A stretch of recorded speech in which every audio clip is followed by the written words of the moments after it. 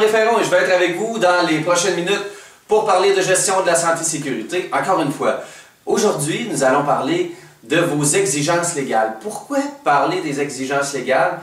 Tout simplement parce qu'elles sont le minimum que vous avez à faire en matière de prévention. Vous ne pouvez jamais aller sous le légal. Et la question est, quelles sont vos exigences légales? Quelles sont les lois, les règlements, les articles de loi et de règlement qui s'appliquent chez vous? Et à quel endroit vous êtes conforme et à quel endroit vous êtes non conforme relativement à l'ensemble de ces lois et ces règlements? Plusieurs me diront, Marc-André, faire un tel exercice, c'est un peu un travail de moine, mais je vous dirais, vous n'avez pas le choix de le faire. Ce sont vos exigences légales, le minimum.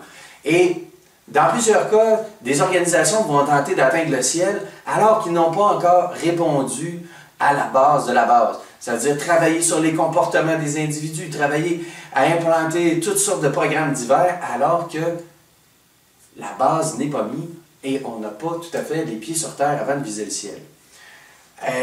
Lorsqu'on fait un inventaire de conformité légale, c'est-à-dire regarder à quel endroit chacune des lois, des règlements, chacun des articles sont présents dans notre organisation et à quel endroit ils sont conformes ou non conformes, l'idée est d'arriver à pouvoir prioriser les mesures correctives le plus rapidement possible afin de rencontrer nos devoirs légaux. Et ce qu'il faut comprendre, c'est lorsque vous utilisez l'inventaire de conformité légale avec un processus d'analyse de risque et que vous combinez ensemble ces deux inventaires, vous connaîtrez rapidement à quel endroit les risques sont les plus élevés dans votre organisation, mixés avec vos devoirs légaux.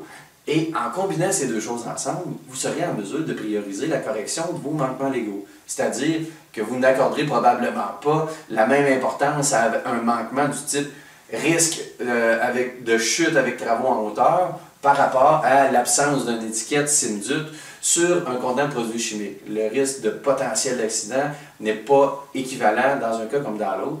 Par contre, ce sont deux responsabilités que vous devez éventuellement rencontrer. Le dernier point relativement à l'inventaire de conformité légale que je voudrais vous soulever est l'importance de prendre vos responsabilités en matière de conformité légale. Pourquoi? Parce que si vous ne rencontrez pas vos obligations, vos responsabilités, et que vous avez un désir de responsabiliser vos travailleurs en matière de santé-sécurité, assurément, vous vous tirez dans le pied, puisque vous ne pouvez pas exiger aux autres ce que vous ne faites pas vous-même. Alors, l'idée de responsabiliser le travailleur sur sa prévention commence d'abord et avant tout par respecter nos propres responsabilités légales en tant que gestionnaire. Alors voilà, et si vous désirez en savoir plus, je vous invite à consulter notre outil diagnostic sur www.gestionauthentique.com dans la section boutique. Ou encore, faites-nous parvenir vos questions sur le blog de Gestion Authentique. Merci et bonne fin de journée.